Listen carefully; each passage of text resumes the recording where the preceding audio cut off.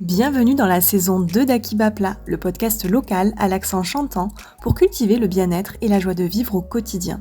Je suis Audrey Boyer, sa fondatrice et actuellement en dernière année de formation de naturopathie. Ici, retrouvez des interviews avec des professionnels des métiers du bien-être, des hors-séries comme le projet de Vive Voix où je suis allée à la rencontre de personnes âgées ou encore des épisodes en solo. Pour soutenir le podcast, vous pouvez le partager autour de vous, mettre 5 étoiles ou un pouce sur les plateformes d'écoute, ou bien encore faire un don sur la cagnotte Litchi. Tout soutien à cette aventure est le bienvenu. Et maintenant, place à votre nouvel épisode. Qu'est-ce qu'être soi ? Cela pourrait être une question du bac de philo.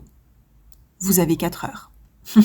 Mais pourtant, si ce n'est pas une question que l'on se pose tous les jours, elle est néanmoins cruciale. Nous connaissons-nous vraiment ou jouons-nous un rôle déterminé par nos parents, nos proches ou la société ? Comment se libérer de ses croyances et de ses peurs et oser partir à la rencontre de soi-même ? C'est pour nous éclairer sur ce chemin que mon invitée du jour, Ambre Cazodor, praticienne psychocorporelle, a écrit l'ouvrage « Le parcours qui mène à soi ». Mêlant des récits de sa propre vie, des témoignages des personnes qu'elle accompagne depuis plusieurs années et des exercices ludiques, elle nous guide à travers 6 étapes pour incarner son être profond. Embarquement immédiat pour un voyage intérieur qui ne vous laissera pas indifférent. Bonjour Ambre. Bonjour. Je suis absolument ravie de te recevoir dans Akiba Plat podcast.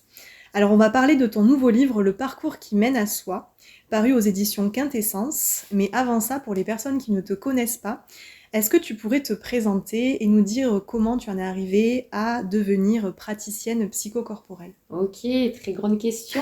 La présentation, le piège. J'ai combien de temps ? Alors, moi, je suis une ex-directrice marketing et communication. J'ai fait ça pendant un peu plus de 10 ans de ma vie en région parisienne.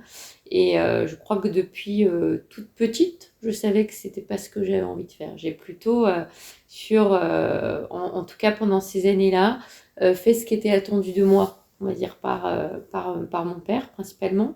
Et puis la vie, les clins d'œil de la vie m'ont invitée et je me suis autorisée à aller vers ce qui me plaisait vraiment, c'est-à-dire l'accompagnement.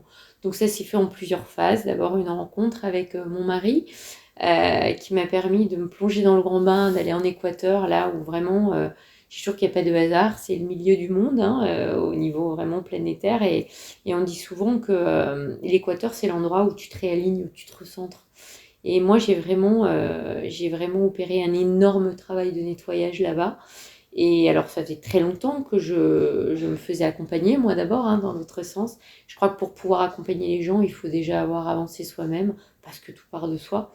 Et puis ça s'est fait en plusieurs parties, c'est-à-dire que d'abord j'ai été accompagnée. Pendant mes accompagnements, je me suis formée à plusieurs outils, dont la psychobiologie quantique, dont le feng shui.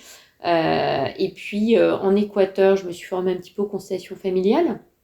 De là, on a ouvert un centre bien-être avec mon mari. Lui, il accompagnait plus sur la partie ayahuasquero, donc les plantes, l'utilisation des plantes sacrées.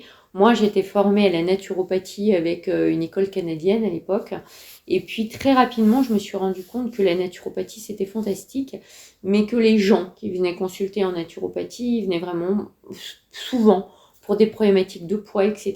Et moi, je voyais jamais le problème là où eux m'amenaient le problème, par exemple, sur le poids. Il y a toujours une cause émotionnelle derrière. Et j'ai envie d'aller plus loin, en tout cas d'aller utiliser d'autres approches pour accompagner les gens. Et c'est quand je suis rentrée vraiment en France que je me suis formée de manière, on va dire, plus professionnelle avec la personne qui m'avait accompagnée pendant des années à la psychobiologie quantique. Cette femme, elle utilisait le test musculaire qui est en fait emprunté à la kinésiologie. Elle-même était formée à la kinésiologie, ce qui m'a donné ensuite l'envie de me former à la kinésiologie. Et puis, après la kinésiologie, je me suis formée à l'hypnose.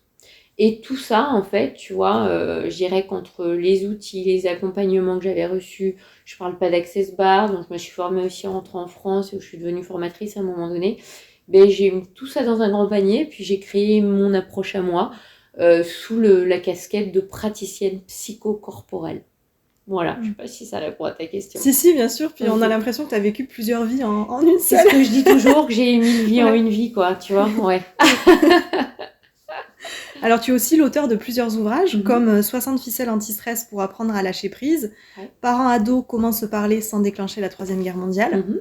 ou encore Les secrets de la conscience quantique, que j'ai vraiment adoré.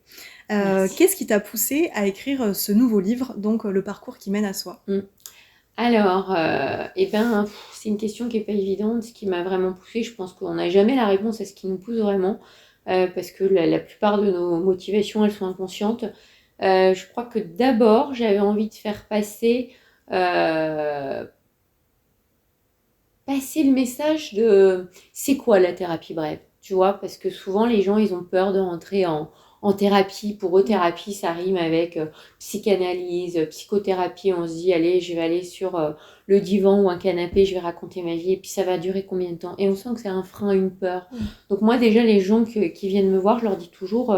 Je vous demanderai pas, quand ils me disent quand est-ce qu'on se revoit, je dis ben quand vous voulez en fait, parce que il y a des prises de conscience qui sont fulgurantes, on parle de saut quantique.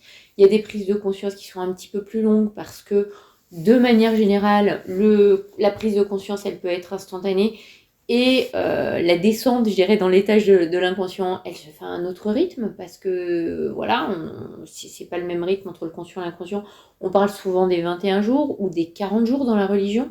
Donc j'avais envie de donner, parce que je me suis l'essentiel de mes lectures, c'est des lectures de développement personnel, et on le voit à travers ma chaîne YouTube. J'avais envie de donner du concret. Et dans le parcours qui mène à soi, c'est un livre, tu l'as vu, hein, qui est hyper intime, parce que je livre en fait à travers mon parcours les grandes lignes qui m'ont permis en fait d'arriver là où je suis pour le moment, hein, parce que là où je suis pour le moment, c'est ni là où j'étais hier, ni là où je serai demain. Mais j'avais envie surtout de montrer comment j'accompagne les gens et comment en une seule séance ou deux, on peut vraiment changer de trajectoire.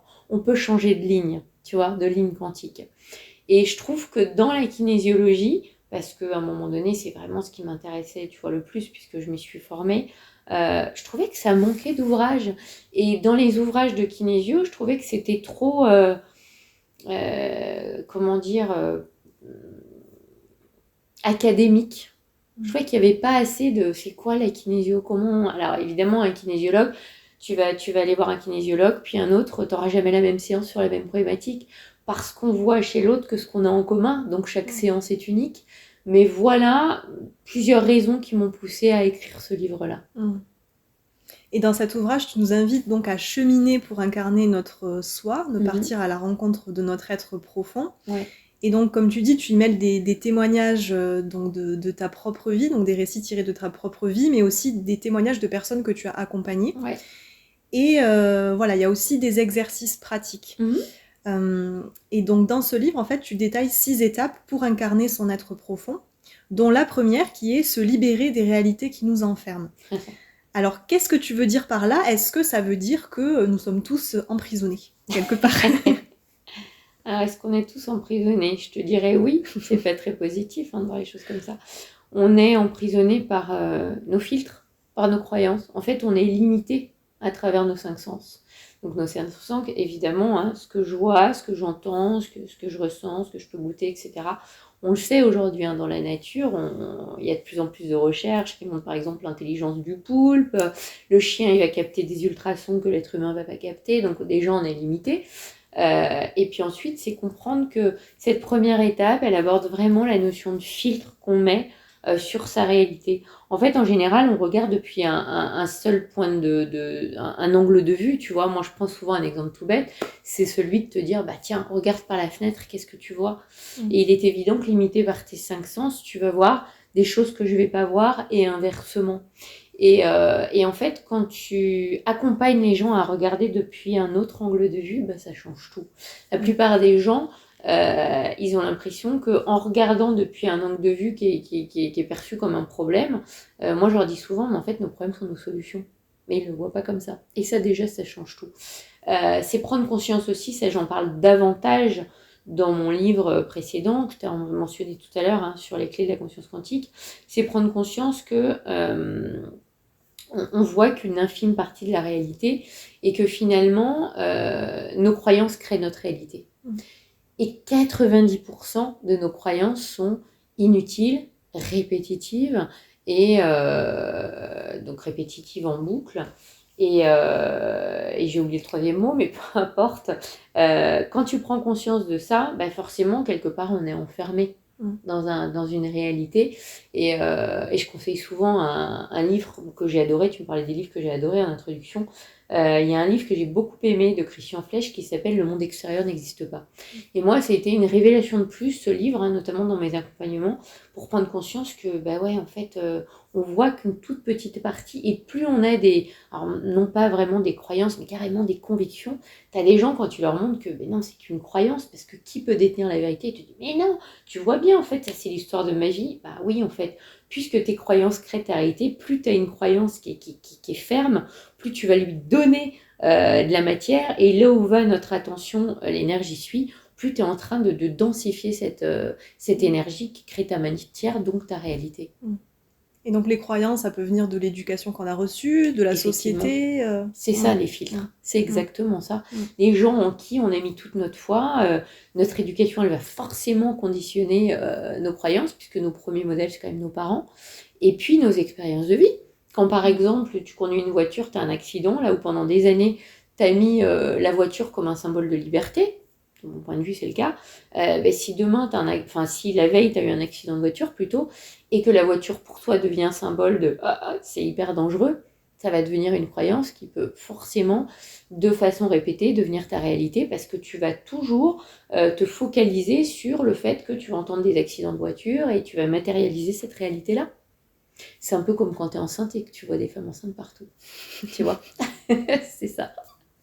Alors, comment se libérer justement de ces croyances et d'essayer de voir un petit peu à travers un autre à partir d'un autre point de vue, d'un autre prisme? Et ben déjà, comme tu l'as dit, alors prendre conscience de nos croyances, c'est pas simple parce qu'on vit dedans. Donc c'est les autres qui vont t'aider. T'es pas obligé d'aller voir un thérapeute pour te libérer de tes croyances limitantes et répétitives. C'est déjà quand tu échanges avec les gens de te dire mais qu'est-ce que je pense de ça? Il a raison ou il a tort. Encore une fois, qui peut prétendre détenir la vérité. Mais dans ce cas-là, si tu as l'impression que la personne, ça la limite, c'est déjà de te dire, mais est-ce que moi, je pense la même chose? Est-ce que ça m'aide de penser la même chose? Et je pense je ne sais pas si je l'ai cité dans mon livre, mais je me rappelle d'une personne que j'accompagnais. Et un jour, elle est venue. Moi, j'invite les gens à tenir un carnet de croyances. Et elle élevait toute seule ces deux petites pitchounes, des jolies petites jumelles. Et elle me dit, oh là là, mais c'est terrible. C'est en discutant avec elle le soir que je me rends compte que l'essentiel de leurs croyances, elles sont super limitantes et que ça vient de moi. Et j'ai trouvé ça super honnête.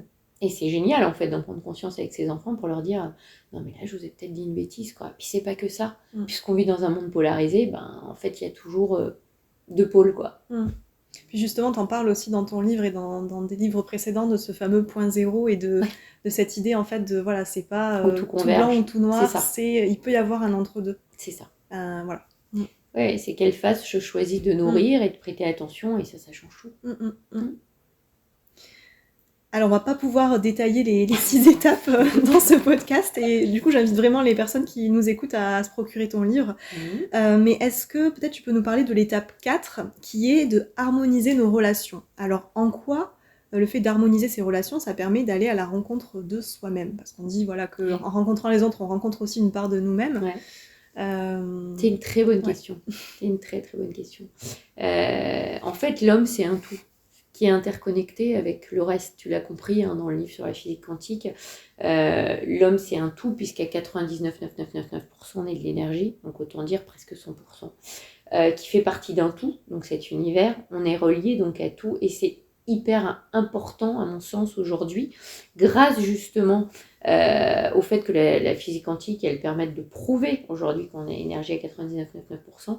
Et quand tu prends conscience de ces interrelations et de leur impact, c'est assez simple de savoir finalement qui on est. Pour savoir qui on est, ça rejoint la question d'avant sur nos croyances, il suffit de regarder ce qu'on attire. Puisqu'en fait, on attire ce qu'on vibre. Au même titre que quand tu montes sur une balance, tu pèses un poids qui varie plus ou moins, mais tu ne vas pas changer de poids en 2 jours. Et ta vibration, en fonction de ce que tu manges, alors avec quoi tu te nourris, c'est pas forcément uniquement l'alimentation, c'est aussi les pensées en fait que tu cultives, c'est aussi la musique que tu écoutes, c'est les gens que tu côtoies, est-ce qu'ils ont tendance à te faire du bien ou au contraire à te tirer vers le bas? Mais tout ça, en fait, ça te permet de prendre conscience de ce qu'on appelle les phénomènes miroirs. Ce que je supporte pas chez l'autre, qu'est-ce que ça vient toucher chez moi? Parce qu'en fait, tout devrait toujours glisser. Tu vois, si on était au clair avec toutes les parties de nous, en fait, il n'y a rien qui devrait nous toucher. Donc, quand il y a quelque chose qui réagit en nous, c'est toujours une invitation à revenir intégrer cette partie au niveau conscience. Et harmoniser nos relations avec les autres, quand tu as conscience de ça, de ce principe, tu te rends compte que finalement, c'est jamais l'autre le problème. Mais c'est toi qui n'es pas au clair avec certaines parties de toi.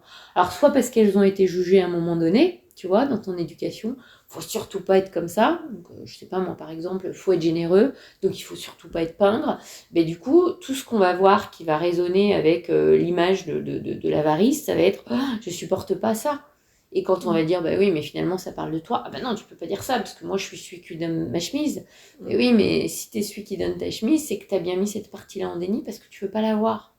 Et finalement, si t'es tout le temps celui qui donne ta chemise ou qui paye, tu vois, le coup au voisin, tu vas finir, parce que là, du coup, ça va pas être équilibré, ça va être polarisé, tu vois, on en revient en polarité, et tu vas devenir le con qui paye. Tu vois, pardonne-moi l'expression, mais c'est vraiment ça. Donc, en fait, harmoniser avec les autres, c'est comprendre que l'autre n'est jamais le problème. C'est toujours toi qui n'es pas en accord avec une partie qui te renvoie. Parce qu'on ne voit chez l'autre, je me répète, mais que ce que l'on a en commun. Après, je parle aussi dans cette partie du livre, donc je viens de parler des phénomènes miroirs, je parle aussi du couple. Puisqu'en fait, en général, on va choisir soit papa, soit maman. C'est pas tant une question de sexe, c'est plus celui avec lequel il y a eu le plus de blessures. Et donc, en général, je vais magnétiser à moi, puisqu'on est dans la loi d'attraction. C'est l'inconscient qui va choisir mon couple, mon partenaire, ou ma partenaire. Et donc, du coup, je vais aller choisir quelqu'un qui est sur le papier, dans la première étape du couple. Ah, c'est l'homme de ma vie ou la femme de ma vie, parce qu'avec lui, je me sens super et je vivrai d'amour et d'eau fraîche. Et puis, quand les masques tombent, ce que Jung appelait la persona, c'est ah, mais il est plus si merveilleux. Et en fait, c'est pas tant qu'il est plus si merveilleux, c'est qu'il vient, en fait raviver ma blessure de l'enfance. On a tous des blessures. Alors là, je fais un peu référence au livre de Lise Bourbeau, même si c'est pas tant elle qui a créé les salons de blessures, hein, c'est issu de recherches bien avant elle. Je pense que je cite Virginia Satir dans les livres. Mais on a tous des blessures qui nous empêchent d'être nous-mêmes. Et finalement, c'est grâce au couple, et pas à cause du couple, qu'on va venir raviver ces blessures pour justement pouvoir les dépasser. Mais pour ça, il s'agit d'arrêter de se mettre dans le « je suis victime » et l'autre le bourreau. C'est au contraire je suis responsable de tout ce qui m'arrive, responsable mais pas coupable. Et à partir de là, je choisis d'en faire une force, de dépasser cette blessure jusqu'à ce que ce soit plus un sujet. Et donc évidemment, quand on parle du couple, je viens de parler de l'influence familiale, dont je parle aussi beaucoup. Je remonte en fait à l'enfance, puisque majoritairement nos problèmes ils viennent quand même de là, quoi. Tu vois. Alors l'étape 6 de ton livre, Le parcours qui mène à soi, c'est de prendre sa place. Alors qu'est-ce que ça veut dire finalement de prendre sa place dans le monde? Une fois qu'on a bien cheminé, qu'on est arrivé là, en fait, voilà, comment ça se traduit? Alors ouais, c'est de pas spoiler le livre. Oui. Effectivement, il y a cette question de prendre sa place et savoir si un jour on est vraiment à sa place ou si finalement on n'est pas tout le temps à sa place. Et c'est plus, tu vois, je me demande dans quel sens il faudrait poser cette question, qui est super intéressante parce que on est dans un phénomène d'évolution permanente, puisque tu as compris qu'on est relié à un tout. Je prends souvent l'image de la nature qui revient, vu qu'on est connecté à un tout, on n'a pas les mêmes rythmes de sommeil, par exemple, on n'a pas la même pêche, que ce soit en été ou à l'automne ou en hiver, et on le voit bien, hein, tu vois, les rythmes ralentissent, on a besoin de dormir davantage, et c'est vraiment à l'image de la nature qui l'hiver, tu vois, les animaux hibernent, et puis l'été, au printemps t'as tout qui bourgeonne, et puis à l'été c'est exponentiel, on est plutôt dans la joie. D'ailleurs on le voit en médecine chinoise, dans les 5 éléments, l'été est relié à la joie, à l'amour, etc. Et en fait, tout est en perpétuel mouvement. Donc, est-ce qu'un jour on est vraiment à sa place? Moi, je crois qu'on est toujours à notre place, partout où on est, même si tu as beaucoup de gens qui se cherchent. Ils se cherchent parce qu'il y a justement cet écart qu'on ne devrait pas avoir entre le conscient et l'inconscient. Jung, il partait du principe que notre construction s'articule autour de 4 éléments. Dans ces 4 éléments, tu as l'ego, tu as la persona, tu as le corps et tu as l'esprit. L'ego, c'est notre façon de nous représenter au monde. L'ego, c'est notre façon de nous percevoir dans notre environnement, avec nos émotions, avec notre conscience, etc. Ensuite, la persona, c'est le fameux masque dont je parlais tout à l'heure. Le masque qui fait que on se présente au monde pour montrer aux autres ce qui permet de enfin, ce qui nous semble en fait être le plus acceptable, tu vois. Et puis ensuite, le soi, ça va englober et le corps et l'esprit. Le parcours qui mène à soi, tu l'as compris, c'est vraiment arriver à incarner son essence profonde, qui on est vraiment. Le soi, ça rejoint toute la notion donc d'âme, d'essence. Moi, je parle beaucoup d'essence dans mon livre, mais ça comprend aussi l'ombre, c'est-à-dire tous les aspects de notre personnalité qu'on ne reconnaît pas comme étant nous-mêmes. Et c'est ce que je disais tout à l'heure dans si tu veux savoir qui tu es, regarde qui tu attires, puisque tu attires ce que tu vibres. Et puis, c'est en fait, on voudrait toujours avoir une image qui est la plus parfaite possible. Tu sais, on voudrait être la bonne personne. Et ça, c'est très judéo-chrétien, quelque part. Hein. Et c'est l'image qu'on aimerait donner aux autres. Donc, du coup, être à sa place, comme je te disais, je pense qu'on est toujours à notre place parce que l'univers, il nous amène toujours, finalement, c'est nous qui magnétisons. Je ne sais pas tant si c'est l'univers, hein, c'est une co-création. Je crois que tout ce qu'on rencontre, moi, je dis toujours, tout est juste parfait à sa place. Au bon moment. Et au bon moment. Ouais. Voilà. Ouais. Ce qui ne veut pas dire qu'être à ta place aujourd'hui, ce sera ta place de demain. Tu vois. Et ça rejoint justement la question que tu m'avais posée, où en fait, tu me disais, est-ce qu'un jour, on peut être totalement soi-même ? C'est ça. Et en fait, à cette question qui est hyper intéressante, c'est de comprendre que est-ce qu'un jour, on peut être totalement soi-même ?